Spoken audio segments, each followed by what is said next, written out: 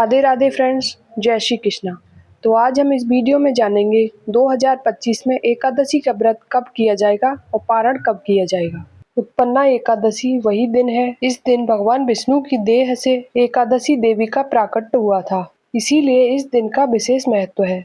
मार्गशीर्ष यानी अगहन मास के कृष्ण पक्ष में आने वाली एकादशी के दिन स्वयं एकादशी मैया प्रकट हुई थी। इसीलिए आप पवित्र एकादशी का व्रत आरंभ करना चाहते हैं तो उत्पन्ना एकादशी से शुरू करें, बहुत ही ज्यादा शुभ होता है। साल 2025 में उत्पन्ना एकादशी व्रत 15 नवंबर दिन शनिवार को रखा जाएगा। पारण का समय रहेगा 16 नवंबर दिन रविवार सुबह 7:13 से 9:13 तक रहेगा। उत्पन्ना एकादशी के दिन अगर आप लड्डू गोपाल रखते हैं तो सुबह सबसे पहले आप स्नान आदि करके लड्डू गोपाल को स्नान करा दीजिए। तो यहाँ पर मैंने एक थाली ली है, उसमें स्वास्तिक बना लिया है, उसके बाद थोड़े से फूल डाल दिए हैं। अगर आपके पास फूल नहीं है तो बिना फूल के भी आप स्नान करा सकते हैं। सबसे पहले हम जल से स्नान कराएंगे, उसके बाद कच्चे दूध से स्नान कराएंगे। रोज तो कच्चे दूध से मैं नहीं नहलाती हूँ, लेकिन जैसे कोई विशेष तिथि होती है उस दिन हम जरूर नहलाते हैं। इसके बाद जल से स्नान करा देंगे, टॉवल से पोंछ के सुंदर से वस्त्र पहना देंगे। इसके बाद जिस जगह पर आप पूजा कर रहे हैं उस पर चौकी या पटला बिछा लीजिए, उसके ऊपर पीला या लाल रंग का वस्त्र बिछा देंगे। वैसे आप चाहें तो ये पूजा घर के मंदिर में भी कर सकते हैं। तो एकादशी के दिन चावल का यूज हम नहीं करते हैं, तो यहाँ पर मैंने तिल का थोड़ा सा आसन दिया है। इसके बाद हम लड्डू गोपाल को विराजमान कर देंगे। अगर आप लड्डू गोपाल की सेवा नहीं करते हैं तो एकादशी के दिन विष्णु भगवान के किसी भी रूप को स्नान करा दीजिए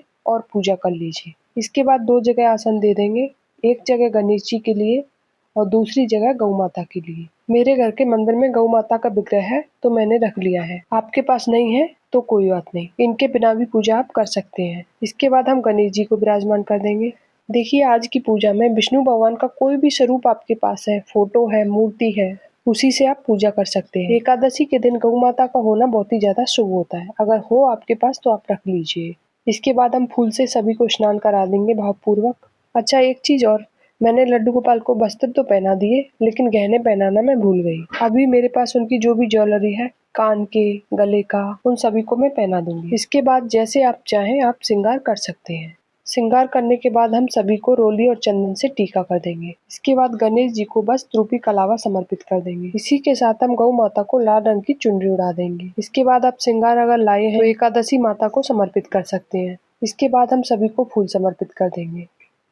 वैसे आपके पास अगर फूल ना हो तो बिना फूल के भी आप पूजा कर सकते हैं, क्योंकि मैं आपको सरल पूजा विधि बता रही हूँ, बहुत ही साधारण तरीके से। इसके बाद भोग में हम बतासा समर्पित कर देंगे। साथ में तुलसी का दल जरूर से रखिए, क्योंकि तुलसी जी श्री हरि के बहुत ज्यादा प्रिय हैं। बिना तुलसी दल के तो विष्णु भगवान भोग ग्रहण ही नहीं करते।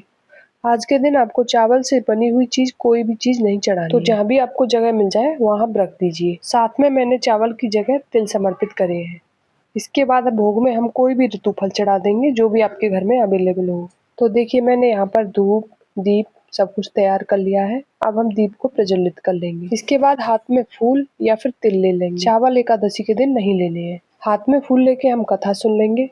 कथा सुनने के बाद फूलों को हम श्री हरि विष्णु के चरणों में समर्पित कर देंगे। अगर लड्डू गोपाल विराजमान है तो उनके चरणों में समर्पित कर देंगे। इसके बाद हम प्रेम पूर्वक आरती कर लेंगे। आप चाहे तो आपने जो दीपक जलाया उससे आरती कर सकते हैं, चाहे आप अलग से दिया लगाकर कपूर की आरती कर सकते हैं। तो इस तरह से हम आरती कर लेंगे।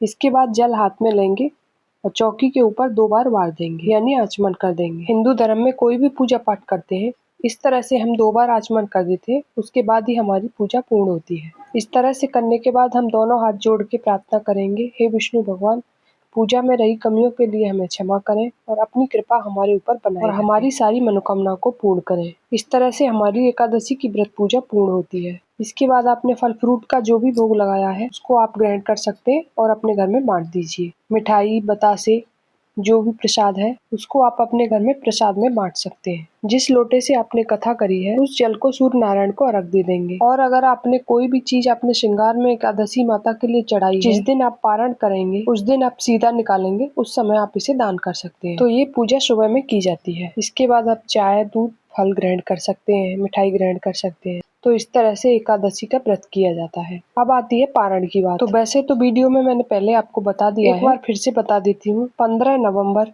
दिन रविवार को पारण किया जाएगा। पारण का समय रहेगा सुबह 7:13 से 9:13 के बीच होगा। जो लोग एकादशी का व्रत प्रारंभ करना चाहते हैं, व्रत करने का सोच रहे हैं, तो उत्पन्ना एकादशी से शुरू कर सकते हैं। एकादशी का व्रत सारे व्रत 30 त्योहारों से सबसे बड़ा व्रत माना जाता है। इस दिन आपको पूरे दिन अन्न ग्रहण नहीं करना है। आप फल, दूध, मिठाई कुछ भी ले सकते हैं। इस दिन आपसे हो सके तो रात्रि जागरण कीजिए या फिर भजन, कीर्तन, नाम जाप कर सकते हैं। जितना हो सके श्री हरि का नाम जपिए। ऐसा करने से विष्णु भगवान बहुत प्रसन्न होते हैं। आई होप आज की वीडियो में आपको सारी बात क्लियर हो गई होंगी और सारी चीज़ समझ में आ गई होगी। वीडियो अच्छी लगी हो तो फ्रेंड लाइक करना, नए आए हो तो सब्सक्राइब करना, बेल आइकन को प्रेस करना ताकि आने वाली वीडियो आपको सबसे पहले मिल सके। राधे राधे, जय श्री कृष्णा।